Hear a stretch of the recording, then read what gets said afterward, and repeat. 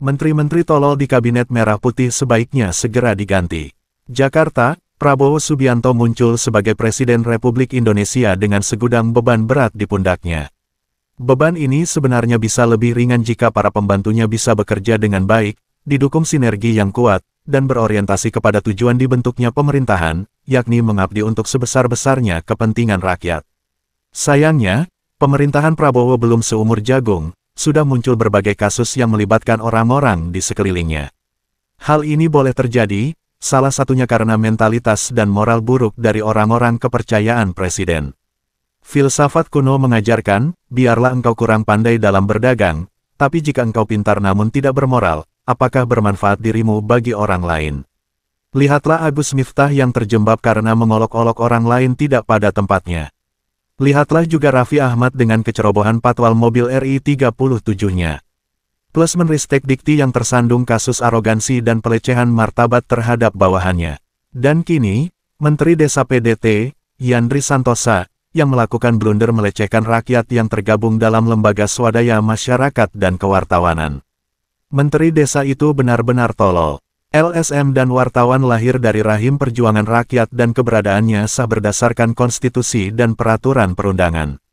Sikap menihilkan kedua komponen bangsa ini adalah pemikiran konyol, dungu, dan berpotensi tindak pidana, tegas Ketua Umum Persatuan Pewarta Warga Indonesia Ketum PPWI, Wilson Lalengke, kepada jaringan media se-Indonesia, ketika diminta komentarnya terkait pernyataan Menteri Yandri Santosa, Minggu, tanggal 2 Februari tahun 2025. Namun, alumni PPRA 48 Lemhanas RI tahun 2012 ini mengatakan bahwa fenomena pelecehan terhadap wartawan bukan monopoli si Menteri Desa tersebut saja. Sebelumnya, sudah teramat sering para pekerja media yang merupakan pilar keempat demokrasi ini mendapat perlakuan buruk dari pejabat dan aparat.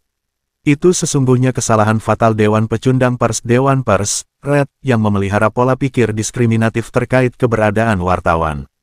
Akhirnya para pejabat terbiasa menggunakan istilah wartawan bodreks, wartawan abal-abal, wartawan tidak kompeten dan lain-lain untuk menghambat eksistensi kontrol sosial dari wartawan plus LSM terhadap kinerja aparatur, terutama mereka yang mengelola anggaran.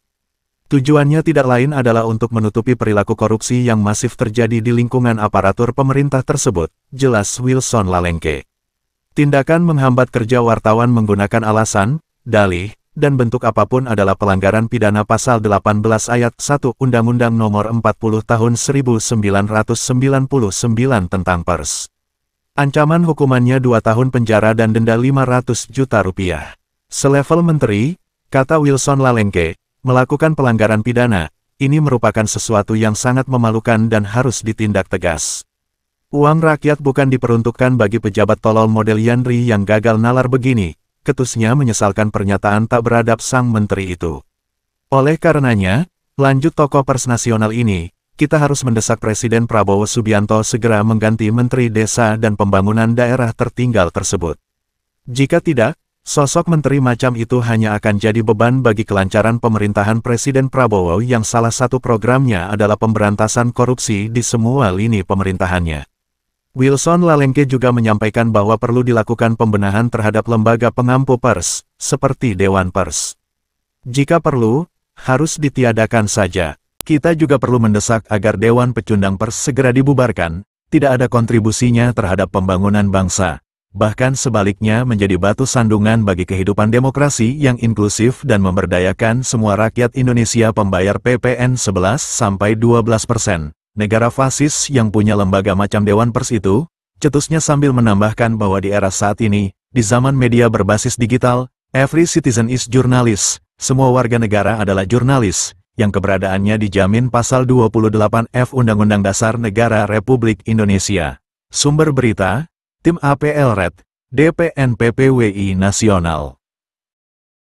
Sama wartawan bodrek. Dan mereka muter itu.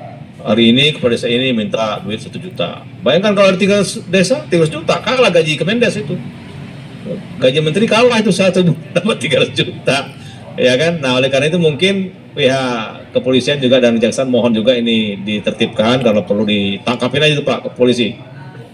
LSM dan yang wartawan-wartawan bodrek yang mengganggu para kepala desa untuk bekerja itu. Sama wartawan bodrek.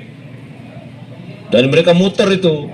Hari ini kepala desa ini minta duit 1 juta. Bayangkan kalau ada 3 desa, 300 juta, kalah gaji Kemendes itu. Gaji menteri kalah itu 1 bulan dapat 300 juta. Ya kan? Nah, oleh karena itu mungkin pihak kepolisian juga dan kejaksaan mohon juga ini ditertibkan, kalau perlu ditangkapin aja itu Pak polisi. LSM dan yang wartawan bodrek yang mengganggu para kepala desa untuk bekerja itu. Yandri Susanto seorang menteri desa yang tidak profesional cara berpikirnya. Ya, saya mengecam keras pernyataan menteri desa yang tidak paham.